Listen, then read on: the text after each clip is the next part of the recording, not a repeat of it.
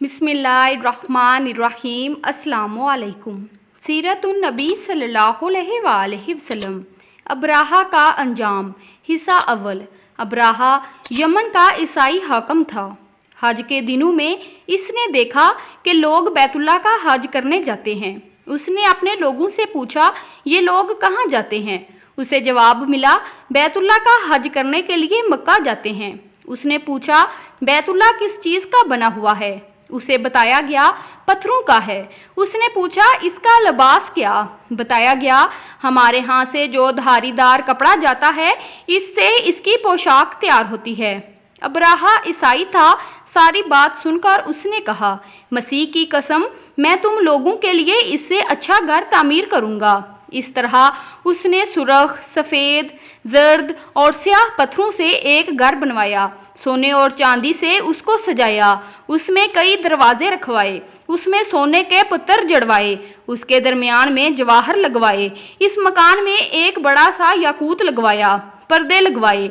वहाँ खुशबुएं सुलगाने का इंतज़ाम किया। इसकी दीवारों पर इस कदर मुश्क मला जाता था कि वो स्याह रंग की हो गईं। यहाँ तक के जवाहर भी नज़र नहीं आते थे। फिर लोगों से कहा, अब तुम्हें बैतुल्लाह का हज करने के लिए मक्का जाने की ज़रूरत नहीं रही। मैंने यहीं तुम्हारे लिए बैतुल्लाह बनवा दिया है, लिहाजा अब तुम इसका तवाफ़ करो। इस तरह कुछ कबाइल कई साल तक इसका हज करते रहे, इसमें एतकाफ़ करते रहे। हज वाले मनासक भी यहीं अदा करते रहे। अरब के एक शख्स नफील हशमी से ये बात बर्दाश्त ना हो सकी। वो इस मसनूई खाना काबा के खिलाफ दिल ही दिल में कुड़ता रहा। आखिर उसने दिल में ठान ली कि वो अब्राहा की इस इमारत को गंदा करके छोड़ेगा। फिर एक रात उसने चोरी छुपे बहुत सी गंदगी इसमें डाल दी। अब्राहा को मालूम हुआ तो सख्त गजबनाक हुआ। कहने लगा, ये कार्रवाई किसी अरब ने अपने काबा के लिए की है। मैं इसे ढहा दूंगा, उसका एक एक पत्थर तोड़ दूंगा। उसने शामो हबशा को ये तफसीलात लिख दी। उससे दरख्वास्त की कि वो अपना हाथी भेज दें। इस हाथी का नाम महमूद था। ये इस कदर बड़ा था कि इतना बड़ा हाथी रुए ज़मीन पर देखने में नहीं आया था।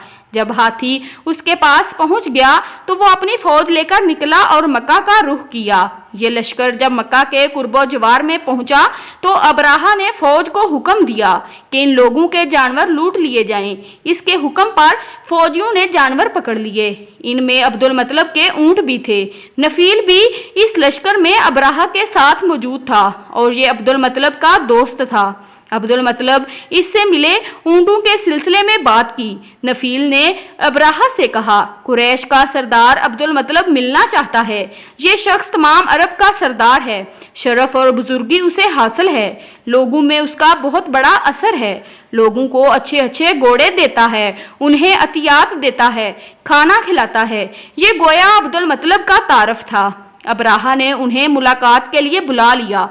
अब्राहा ने उनसे पूछा, बताइए आप क्या चाहते हैं? उन्होंने जवाब दिया, मैं चाहता हूँ मेरे ऊँट मुझे वापस मिल जाएं। उनकी बात सुनकर अब्राहा बहुत हैरान हुआ। उसने कहा, मुझे तो बताया गया था कि आप अरब के सरदार हैं, बहुत इज्जत और बुजुर्गी के मालिक हैं, लेकिन लगता है मुझसे गलत बयानी की गई है, क्योंकि मेरा ख्याल था आप मुझसे बैतुल्लाह के बारे में बात करेंगे, जिसको मैं गिराने आया हूँ और जिसके साथ आप सबकी इज्जत वाबस्ता है। लेकिन आपने तो सिरे से इसकी बात ही नहीं की और अपने ऊँटों का रोना लेकर बैठ गए। ये क्या बात हुई? इसकी बात सुनकर अब्दुल मतलब बोले, आप मेरे ऊँट मुझे वापस दे दें, बैतुल्लाह के साथ जो चाहें करें। वीडियो अब भी जारी है। चैनल को लाइक, शेयर एंड सब्सक्राइब ज़रूर करें। जज़ाकल्लाह।